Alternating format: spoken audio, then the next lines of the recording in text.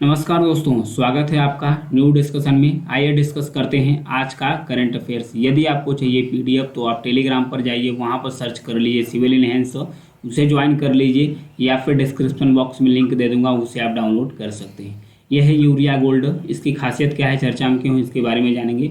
Plus ये है MP का, मध्य प्रदेश का डाला क्रेटर्स, ये एशिया का सबसे बड़ा क्रेटर है, इसके बारे में जानेंगे। प्लस ऑस्ट्रेलिया का कोकोस आइलैंड्स क्यों चर्चा में है, इसके बारे में देखेंगे। प्लस कवल टाइगर रिजर्व तेलंगाना में स्थित है, ये चर्चा में क्यों है, इसके बारे में जानेंगे। प्लस महाराष्ट्र का जो सह्याद्री पठार है, इसके बारे में भी जानेंगे। तो आइए स्टार्ट करते हैं पहली न्यूज़ के बारे में। यूरिया गोल्ड के बारे में दिया है, तो ये चर्चा में क्यों है, इसके बारे में जानेंगे। जैसे नीम लेपित यूरिया थी, वैसे आया है सल्फर लेपित यूरिया, जिसे यूरिया गोल्ड का नाम दिया गया है। हाल ही में ये यूरिया की एक नई किस्म है जो सल्फर लेपित यूरिया है, जिसे सल्फर कोटेड यूरिया बोलते हैं। इसका नाम यूरिया गोल्ड रखा गया है। इसे लॉन्च किया गया है राजस्थान के प्रधानमंत्री द्वारा। राजस्थान के जो सीकर है वहाँ पर लॉन्च इसे किया गया है। इसका उद्देश्य ये है, जो यूरिया गोल्ड है, इसका उद्देश्य है कि जो जिस मिट्टी में सल्फर की कमी है, उस सल्फर की कमी को दूर करना, और प्लस जो कृषि उत्पादकता है उसको बढ़ाकर किसानों को लाभ पहुंचाने के लिए इसे विशेष रूप से डिजाइन किया गया है, जिसका नाम है यूरिया गोल्ड, जिससे सल्फर लेपित यूरिया है। जो पारंपरिक तौर पर यूरिया है, जिसे व्हाइट यूरिया या फिर जो एक नई यूरिया विकसित की गई थी नीम कोटेड यूरिया, इन दोनों यूरिया से बेहतर है सल्फर कोटेड यूरिया, जिसे बोला जाता है यूरिया गोल्ड, जिसे यूरिया गोल्ड कहा जा रहा है। इन दोनों से ही बेहतर माना जा रहा है। इसकी क्वालिटीज़ के बारे में बात करें तो ये नाइट्रोजन की मात्रा को धीरे धीरे मिट्टी में रिलीज करती है, छोड़ती है, धीरे धीरे रिलीज करती है, ताकि जो मिट्टी की उर्वरता है वो बना रहे और जो यूरिया है लंबे समय तक फसल को फायदा पहुंचाते रहे। अगर इसकी लाइफ के बारे में बात करें, यूरिया गोल्ड में एक एसिड रखा गया है जिसका नाम है ह्यूमिक एसिड। ह्यूमिक एसिड है। इस एसिड के कारण जो इसकी सेल्फ लाइफ है यूरिया की, ये लंबे समय तक ये बरकरार रहेगी, जो यूरिया गोल्ड है। अगर समग्र उर्वरक उपयोग को कम भी करता है यह, मतलब कि अगर जहाँ प्रत्येक उर्वरक की आवश्यकता पड़ती है 20 केजी, जहाँ 20 केजी यूरिया दी जाती है, वहाँ पारंपरिक तौर पर यूरिया इसका इस्तेमाल सिर्फ 15 किलो से ही काम चल जाएगा। मतलब कि जहाँ यूरिया का इस्तेमाल 20 केजी किया जाता था, उसके स्थान पर 15 केजी ही यूरिया गोल्ड का इस्तेमाल करेंगे और सबसे अच्छा रिजल्ट भी देगा। तो ये था यूरिया गोल्ड के बारे में। कुछ यूरिया के बारे में देखेंगे।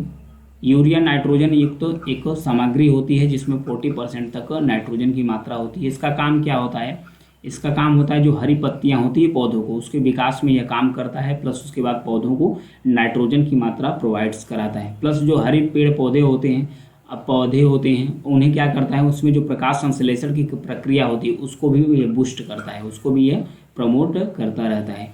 यूरिया उर्वरक होती है, इसमें केवल नाइट्रोजन की मात्रा ही होती है, इसमें फास्फोरस या पोटेशियम नहीं होता है। इसका उपयोग मुख्य रूप से फूलों के विकास के लिए ही किया जाता है। जो फूलों का विकास के लिए, जो पौधे के फूल होते हैं उसके विकास के लिए ही यूरिया का इस्तेमाल बेसिक रूप से किया जाता है। आगे बढ़ेंगे। महाराष्ट्र का जो सह्याद्री पठार है, ये चर्चा में क्यों है, इसके बारे में जानेंगे। पहले जो सह्याद्री पठार है उसके बारे में देखेंगे। महाराष्ट्र के अंतर्गत जो पश्चिमी घाट है, ध्यान रखिएगा, जो महाराष्ट्र के अंतर्गत जो पश्चिमी घाट है उसे स्थानीय रूप से सह्याद्री पठार बोला जाता है, उसे स्थानीय रूप से सह्याद्री पठार बोला जाता है। पश्चिमी घाट की बात करें तो पश्चिमी घाट गुजरात से लेकर तमिलनाडु तक फैला हुआ है। ये ग्रीन कलर का एरिया देखिए, इसमें बेसिकली 6 राज्य हैं। गुजरात है, फिर महाराष्ट्र है, गोवा है, कर्नाटक है, केरल है, फिर उसके बाद तमिलनाडु। 6 राज्य है। इससे संबंधित क्वेश्चन पूछ चुका है। 6 राज्य हैं जो पश्चिमी घाट है वहाँ तक फैले हुए हैं। अगर एरिया की बात करें पश्चिमी घाट की तो 1,64,280 स्क्वायर किलोमीटर पश्चिमी घाट की एरिया है। वहीं जो सह्याद्री पठार है वो कर्नाटक के उत्तर में, ये कर्नाटक के कोरा से टच करता है, उत्तर में ये गुजरात के कोरा से टच करता है, प्लस उसके बाद दक्षिण में कर्नाटक से टच करता है। तो इन सब एरिया को और पूरा महाराष्ट्र को कवर करते हुए इस पश्चिमी घाट के इस एरिया को सह्याद्री बोलते हैं स्थानीय रूप से महाराष्ट्र के अंतर्गत। वही पठार क्या है उसके बारे में जानेंगे। पठार होता है कि जिसका आधार भी चौड़ा होता है, आधार की अपेक्षा जो उसका शीर्ष होता है पतला होता है, लेकिन ऊपर से सपाट होता है। शीर्ष उसका क्या होता है, सपाट, इसे बोलते हैं पठार। वहीं पर्वत के बारे में बात करें तो जो उसका आधार चौड़ा होता है लेकिन उसका शीर्ष नुकीला होता है, उसे पर्वत बोलते हैं।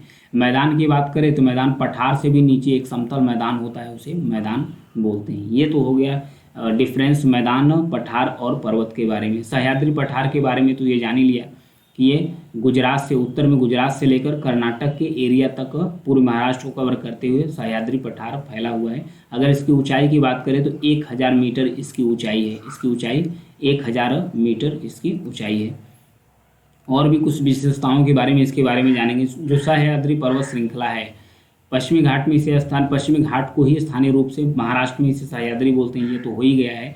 प्लस उसके बाद कुछ इसके पिक्स हैं, इसके बारे में कलसूबाई महाराष्ट्र की सबसे ऊंची चोटी है। यहाँ पर देखिए जो सह्याद्री पठार में एक कलसूबाई पिक है, पिक मतलब पर्वत चोटी है, ये महाराष्ट्र की सबसे ऊंची चोटी है। प्लस उसके बाद एक और है कास प्लेट्यू, जो कास पठार है, ये इसे महाराष्ट्र में फूलों की घाटी के रूप में भी जाना जाता था। तो ये 2 फैक्ट भी इम्पॉर्टेंट है, इसे भी याद रखिएगा। आगे बढ़ेंगे, आगे है यूरेलाइट्स के बारे में दिया है, ये चर्चा में क्यों इसके बारे में देखेंगे। हालिया में एक अध्ययन हुआ है, अध्ययन से पता चला है कि मध्य प्रदेश का जो प्रसिद्ध है, ये देखिए क्रेटर है डाला क्रेटर्स, मध्य प्रदेश का जो डाला प्रभाव वाला क्रेटर है, ये असाधारण रूप से दुर्लभ और प्राचीन उल्का पिंड द्वारा बनाया गया है। ये उल्का पिंडों से बना है, ध्यान रखिएगा, जो डाला क्रेटर है उल्का पिंडों से बना है, जिसे यूरेलाइट्स के नाम से जाना जाता है। जिस उल्का पिंड से बना है उसको यूरेलाइट्स बोलते हैं।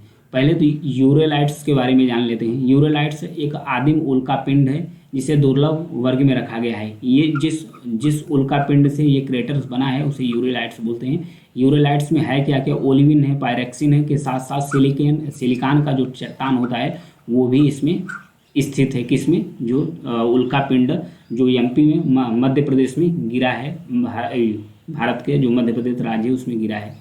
इसमें 10% कार्बन की मात्रा भी बताई जा रही है कि इसमें 10% कार्बन की मात्रा है। प्लस उसके बाद धातु सल्फाइड भी है, मेहिन सिलिकेट के कण भी हैं, जो उल्का पिंड है जिससे डाला क्रेटर्स बना है। तो ये तो होगा यूरेलाइट्स के बारे में। इस कॉम्बिनेशन को ही मिलाकर इस उल्का पिंड को ही यूरेलाइट्स बोलते हैं, जो आकर मध्य प्रदेश में गिरा है, एक डाला क्रेटर्स का निर्माण किया गया है। वहीं उल्का पिंड के बारे में बात करें तो ये है देखिए पृथ्वी, और ये है पृथ्वी का वातावरण। अगर क्षुद्र ग्रह या धूमकेतु, या तो क्षुद्र ग्रह या धूमकेतु में से कोई भी हिस्सा इसका कट कर पृथ्वी के वायुमंडल में प्रवेश करता है, प्रवेश करने के बाद पृथ्वी की सतह पर जा गिरता है, तो वहाँ एक गड्ढे का निर्माण होता है जिसे क्रेटर बोलते हैं। जिसे क्या बोलते हैं, क्रेटर्स बोलते हैं।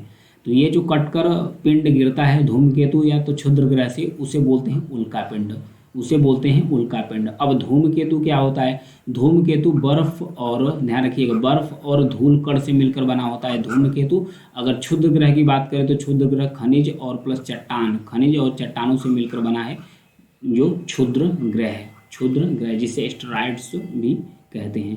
तो ये तो हो गया उन सब चीज़ों के बारे में। डाला क्रेटर बनाने वाला जो यूरेलाइट्स है, लगभग अगर इसकी व्यास की बात करें, ध्यान रखिएगा, जो यूरेलाइट्स है जो डाला क्रेटर्स का निर्माण किया है, ये गड्ढा है देखिए, ये लगभग 2500 से 1700 मिलियन वर्ष पहले आया था। 2500 से 1700 मिलियन वर्ष पहले आया था।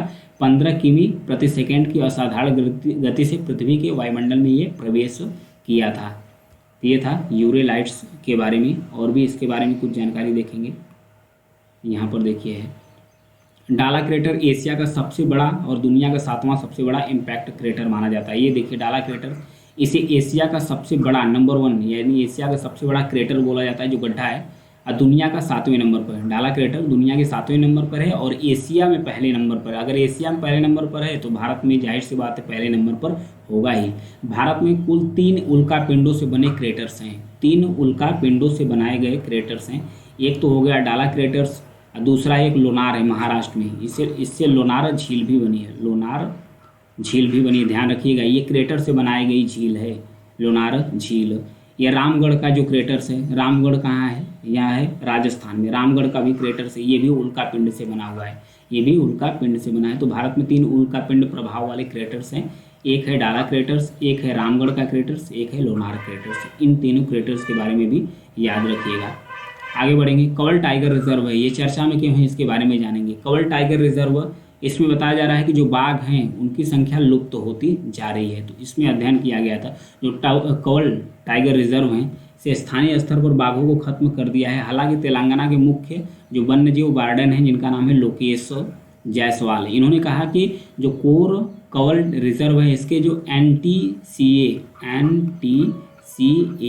यानी कि नेशनल टाइगर कंजर्वेशन अथॉरिटीज़ इसके अनुसार तो बोला गया है कि जो कवल टाइगर रिजर्व है इसमें से जो बाघों की संख्या है लुप्त हो चुकी है। लेकिन उन्होंने कहा कि जो स्थानीय रूप से जो वार्डन है उन्होंने कहा कि लेकिन अभी भी इसमें 10 जो बाघ हैं मौजूद हैं। तो कवल टाइगर रिजर्व के बारे में जानेंगे कि तेलंगाना का उत्तर पूर्वी भाग है, पुराना आदिल शाह जिला है। यहाँ पर देखिए फिगर में देख लेते हैं इसको। ये है कवल टाइगर रिजर्व जो तेलंगाना में है। इसके जो उत्तर में है एक बॉर्डर्स इसका महाराष्ट्र से टच करता है, इसके दक्षिण में यानी इसके नीचे से गोदावरी नदी बहती है। गोदावरी और एक कदम नदी है, कदम नदी है, ये दोनों का जलग्रहण क्षेत्र इसके नीचे से बहता है जो कवल टाइगर रिजर्व है। कवल टाइगर रिजर्व है ये तेलंगाना के आदिलाबाद शहर में स्थित है। तो ये था हो गया कवल टाइगर रिजर्व के बारे में। आगे बढ़ेंगे। आगे दिया है कोकोस आइलैंड्स के बारे में दिया है। कोकोस आइलैंड्स ये चर्चा में क्यों है इसके बारे में जानेंगे। देखिए यहाँ पर ये है कोकोस आइलैंड्स, ध्यान रखिएगा ये है कोकोस आइलैंड। ये इंडियन ओशन में है यानी कि हिंद महासागर में है, लेकिन ये ऑस्ट्रेलिया का है। किसका है? ऑस्ट्रेलिया का। ये है ऑस्ट्रेलिया का लोकेशन। ऑस्ट्रेलिया के उत्तर पश्चिम में स्थित है। ऑस्ट्रेलिया के उत्तर पश्चिम में स्थित है कोकोस आइलैंड्स। ये चर्चा में क्यों है इसके बारे में जानेंगे। हाल ही में भारतीय नौसेना का एक समुद्री गश्त विमान है जिसका नाम है डोर्नियर, और उसके साथ साथ जो वायु विमान है जिसका नाम है C-130। इन दोनों विमानों ने ऑस्ट्रेलिया के कोकोस द्वीप का दौरा किया है। इन दोनों विमानों ने एक नेवी की जो डोर्नियर्स है और जो एयरफोर्स की जो C-130, इन दोनों विमानों ने कोकोस आइलैंड्स का दौरा किया है। इसमें से भी ये चर्चा में आ गया था। तो यह भारत और ऑस्ट्रेलिया के बीच में जो रणनीतिक पहुंच है और जो अंतर संचालितता में वृद्धि करने के लिए इसका दौरा महत्वपूर्ण माना जा रहा है। और भारत और ऑस्ट्रेलिया के बीच में जो 2020 यानी कि 2020 में एक पारस्परिक समझौता रसद समझौता भी शामिल हुआ था। रसद समझौता मतलब कि एक दूसरे की जो नेवी है, एयरफोर्स मतलब जो खाने पीने के सामान है, ये दूसरे का हवाई और जो नेवी का अड्डा है इसका इस्तेमाल करके यूज कर सकती हैं, इसलिए रसद सामग्री भी साइन किया गया है। वहीं बात करते हैं कोकोस आइलैंड्स की, तो यह द्वीप हिंद महासागर में ऑस्ट्रेलिया का एक दूरस्थ क्षेत्र है जो पश्चिमी ऑस्ट्रेलिया में पर्थ से लगभग 3000 किलोमीटर उत्तर पश्चिम में स्थित है। कोकोस आइलैंड इसमें लगभग छोटे छोटे 27 द्वीप से बने हैं। 27 यानी 27 द्वीपों से मिलकर ये कोकोस आइलैंड्स बना हुआ है। इसमें 2 मोगा एटॉल्स भी हैं, इसमें 2 मोगा एटॉल्स भी शामिल है। एटॉल्स मतलब होता है जो आइलैंड्स एक खूर के नाल के आकार का होता है। अब मूंगा क्या होता है, ये छोटे समुद्री जीव होते हैं। ये लाखों करोड़ों की मात्रा में जब इकट्ठा होते हैं, लाखों करोड़ों की मात्रा में इकट्ठा होते हैं शंख की तरह, तो यह एक आइलैंड्स का निर्माण करते हैं। तो ये मूंगा और एटॉल आइलैंड्स है जिसका नाम है कोको आइलैंड्स। तो इस लोकेशन के बारे में भी याद रखिएगा। आज के लिए इतना ही है। जानकारी पसंद आए तो प्लीज़ चैनल को सब्सक्राइब, लाइक और शेयर भी करते रहिए। Thank you.